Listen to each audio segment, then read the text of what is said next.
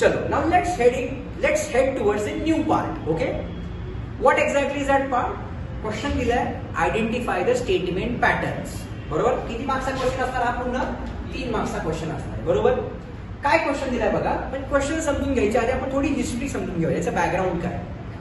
जर क्वेश्चन दिलेला त्या क्वेश्चनचं जे आन्सर आलं, जर सगळ्या व्हॅल्यू त्या पर्टिक्युलर क्वेश्चनच्या ट्रू आल्या, त्याला आपण म्हणायचं टॉटॉलॉजी. जो क्वेश्चन दिलाय त्या क्वेश्चनच्या सगळ्या व्हॅल्यू जर फॉल्स आल्या, ट्रुथ टेबल वापरून सॉल्व्ह करावं लागतंय. ट्रुथ टेबल कंपल्सरी वापरायचा. जर सगळ्या व्हॅल्यू फॉल्स आल्या त्याला म्हणायचं काय? कॉन्ट्राडिक्शन. आणि जर माझ्या व्हॅल्यू मिक्स आल्या, म्हणजे काय की सगळ्या ट्रू आल्या पण एकच फॉल्स आली, किंवा सगळे फॉल्स आले किंवा एकच ट्रू आले, त्याला काय म्हणायचं? कॉन्टिंजन्सी. किंवा काय झालं, टीएफ असं मिक्स व्हॅल्यू झाल्या, त्याला म्हणायचं कॉन्टिंजन्सी. म्हणजे कन्क्लुजन लाईन काय? जर सगळे ट्रू आले टॉटॉलॉजी, सगळे फॉल्स आले कॉन्ट्राडिक्शन, आणि मिक्स आले त्याला म्हणायचं कॉन्टिंजन्सी. मग आता क्वेश्चन काय म्हणणार ते? क्वेश्चन दिलाय आयडेंटिफाय द स्टेटमेंट पॅटर्न. या तिघांपैकी म्हणजे कुठले कुठले सांगा बरं? टॉटॉलॉजी, कॉन्ट्राडिक्शन आणि कॉन्टिंजन्सी. या तिघांपैकी हा क्वेश्चन नेमका कुठल्या टाईपचा आहे हे विचारले आपण. बरोबर, चला बरं सॉल्व्ह करूया. माझ्याकडे कसं सॉल्व्ह करणार आहे बघा आपण आन्सर. सगळ्यात पहिल्यांदा काय करणार मी? Let M is equals to काय असतं? Number of science. बरोबर, हे लिहायचंच प्रत्येक वेळी, सवयच लावून टाकायचं. बरोबर, therefore M is equal to किती येते बघा? 1 आणि 2 दोनच साईन आहेत माझ्याकडे. बरोबर, आता काय नाव एन म्हणजे काय असतं माझं? Number of statements. किती स्टेटमेंट येते माझ्याकडे सांगा बरं? या केसमध्ये दोनच स्टेटमेंट्स आहेत. कोणते कोणते रे? पी आणि क्यू. बरोबर, म्हणजे एम कॅल्क्युलेट केला, एन कॅल्क्युलेट केला. आता मी काय करणार? ओ, हा थीटा नाही, हा ओ आहे, समजून घ्या. ओ म्हणजे काय रे? नंबर ऑफ रोज. बरोबर, नंबर ऑफ रोजचा काय फॉर्म्युला आहे? 2n. त्यातली n ची व्हॅल्यू किती आहे? 2. म्हणजे किती आलं? 2 म्हणजे किती आलं रे? 4. म्हणजे माझी o ची व्हॅल्यू किती झाली रे? 4. जे माझा नंबर ऑफ रोज असणार आहे त्या पर्टिक्युलर टेबल मध्ये. बरोबर, आता लास्टला काय करणार मी? देअरफॉर पी म्हणजे काय रे? माझा नंबर ऑफ, सांगा बरं, नंबर ऑफ कॉलम्स. त्याच्यामध्ये काय फॉर्म्युला आहे कॉलम्सचा? It is m plus n. म्हणजे या m ला आणि या n ला ऍड करा. 2 प्लस 2 किती झाले? 4. म्हणजे माझ्याकडे किती कॉलम आले रे? 4 कॉलम आले. देअरफॉर जो माझा ट्रुथ टेबल असणार आहे, बरोबर, त्या ट्रुथ टेबलची ऑर्डर काय आली सांगा? किती रोज आहेत माझ्याकडे? 4 रोज आहेत आणि 4 column. So these are my rows and these are my columns. बरोबर आहे का रे? हो की नाही? These are my columns. ठीक आहे, माझा 4x4 आहे म्हणजे मला आधीच कळलं माझा ट्रुथ टेबल इथे बसू शकतो. बरोबर, आता कसा सॉल्व्ह करणार आहे सांगा बरं? सगळ्यात पहिला मी काय करणार आहे? पी. नंतर काय करणार आहे मी? क्यू. बरोबर, आता आर आहे का आपल्याकडे? या केसमध्ये नाहीये. माझा पहिला ब्रॅकेट कुठला आहे माझा? इथे लिहून घेऊया, क्यू इम्प्लिकेशन पी. हा माझा पहिला ब्रॅकेट आहे. आता या क्यू इम्प्लिकेशन पी ला कनेक्ट केले कुणी रे? पी ने कनेक्ट केले. म्हणजे इथे काय आलं रे? P implication q implication p. हा झाला माझा चौथा टेबल, म्हणजे चौथा column. So this is number 1 2 3 4. चला बरं पटकन आता एकदम छानपैकी आपला टेबल क्रिएट करू. राईट, आता एवढं मोठं करायची गरज नाही. माझ्याकडे किती रो असणार आहेत? 4च रो असणार. बरोबर ना? मग आपण इथपर्यंत जाऊ.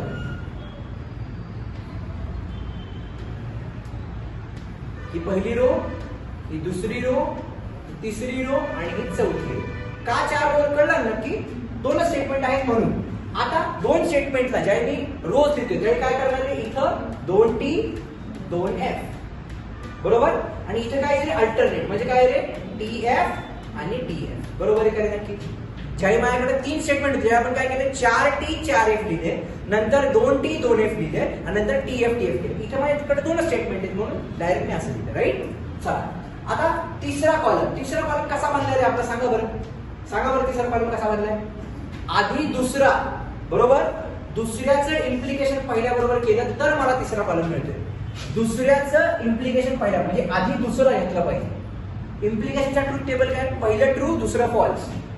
पहिलं ट्रू पाहिजे दुसरं फॉल्स पाहिजे. बरोबर, तर आन्सर काय येतं? फॉल्स. बाकी सगळे काय येणार रे? ट्रू. बरोबर, आता चौथा कॉलम कसा बनलाय सांगा बरं मला? चौथा कॉलम सांगा बरं. पहिल्याचं तिसऱ्या बरोबर जर मी इम्प्लिकेशन घेतलं तर चौथा कॉलम. आता इम्प्लिकेशनचा पुन्हा ट्रूथ टेबल काय? पहिलं ट्रू पाहिजे दुसरं एफ पाहिजे. पहिलं ट्रू पाहिजे दुसरं एफ पाहिजे तर answer false.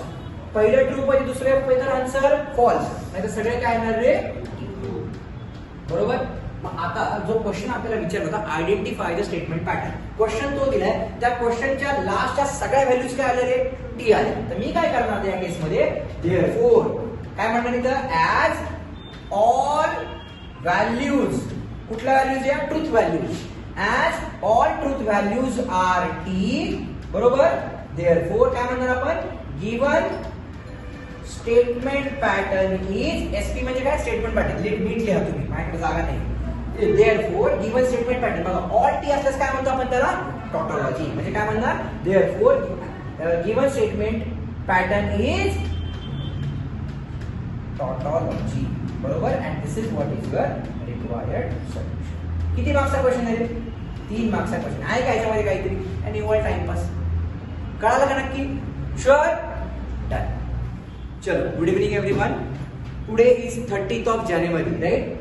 And we are solving problems of mathematical logic, right? जर तुम्ही कालचा क्वेश्चन बघितला, we have started off with the identification of the statement patterns. बरोबर. काल आपण हे लर्न केलं की एक्झॅक्टली 3 टाईपचे स्टेटमेंट पॅटर्न आहेत. बरोबर. पहिला कुठला आहे टॉटॉलॉजी, ज्याच्यामध्ये सगळ्या ट्रूथ व्हॅल्यूज टी येतात. दुसरं आहे कॉन्ट्राडिक्शन, ज्याच्यामध्ये सगळ्या व्हॅल्यूज एफ येतात. आणि तिसरं होतं कॉन्टिंजन्सी, ज्याच्यामध्ये व्हॅल्यूज मिक्स्ड येतात. बरोबर. Right.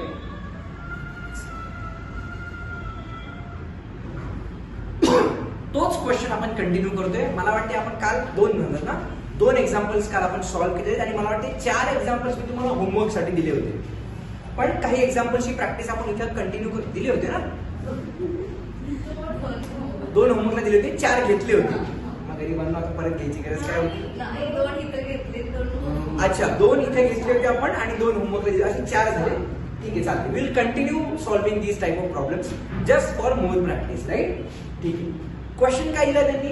Identify the statement pattern. बरोबर. किती मार्क्सचा वेटेज असायचं? 3 मार्क्सचा वेटेज असतं, right?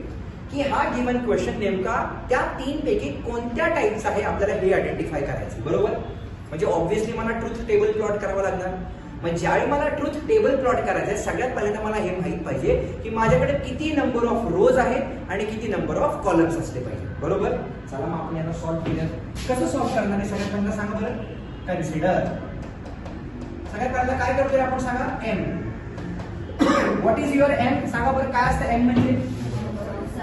Number of signs. Very good. किती साइन्स आहेत आपण काउंट करूया. Therefore M is equals to, बघा इम्प्लिकेशन हे माझं पहिलं साइन आहे, अँड हे माझं दुसरं साइन आहे आणि इम्प्लिकेशन हे माझं तिसरं साइन आहे. म्हणजे माझ्याकडे किती साइन्स आले रे? 3 साइन्स. बरोबर. त्यानंतर एन. एन म्हणजे काय रे? Number of statements. बरोबर. या केस मध्ये माझ्याकडे किती स्टेटमेंट्स आहेत रे? पी आणि क्यू 2च स्टेटमेंट आहेत. बरोबर. इथं आर नाही, म्हणजे 3 स्टेटमेंट झाले असते. आता माझ्याकडे 2च स्टेटमेंट आहेत. याच्या पुढची स्टेप काय असते रे माझी? ओ. ओ म्हणजे काय असं सांगा? नंबर ऑफ रोज. बरोबर. आता या केस मध्ये नंबर ऑफ रोजचा फॉर्म्युला सांगितला तुम्हाला की तो काय असतो? 2n.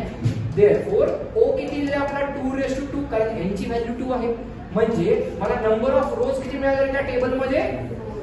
हा ओ आहे. हा 0 = 4 नाही येते. ठीक आहे.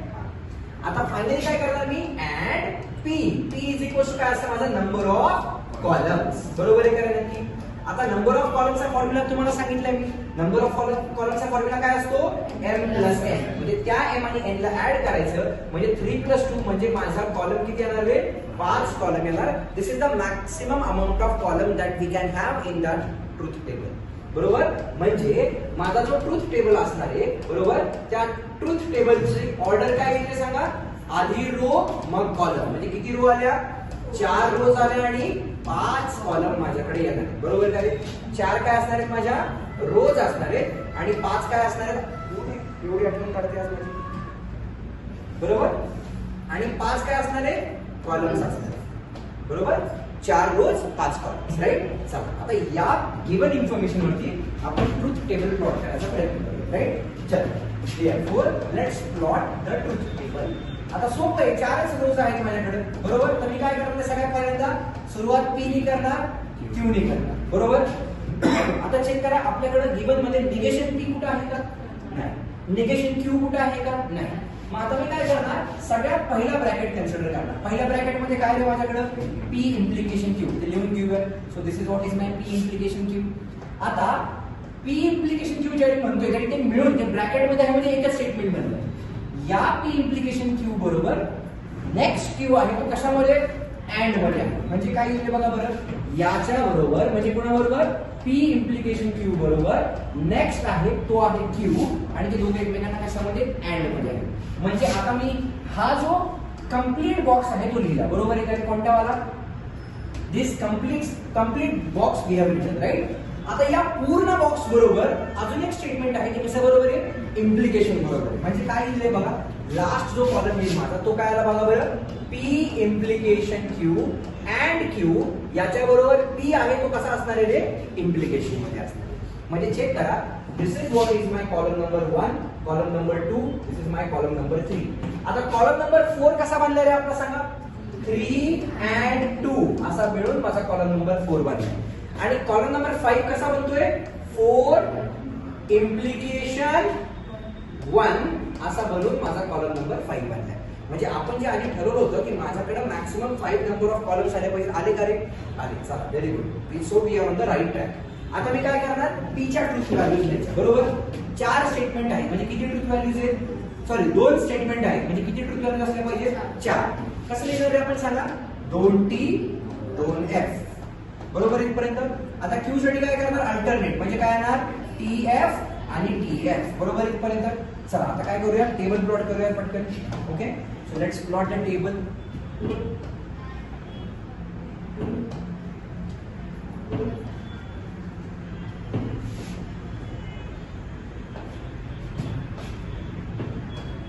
ठीक आहे, आता सांगा बरं मला पटकन काय करता येईल बघा. पी इम्प्लिकेशन क्यू, आता इम्प्लिकेशनचा ट्रूथ टेबल काय म्हणतोय आपल्याला सांगा बरं मला. इम्प्लिकेशनचा ट्रूथ टेबल काय असतो, इम्प्लिकेशन इथे आपलं पहिलं स्टेटमेंट ट्रू पाहिजे, दुसरं स्टेटमेंट फॉल्स पाहिजे तर आन्सर काय येतं, फॉल्स. चला बरं मग आता इथे कुठे मिळते चेक करा बरं.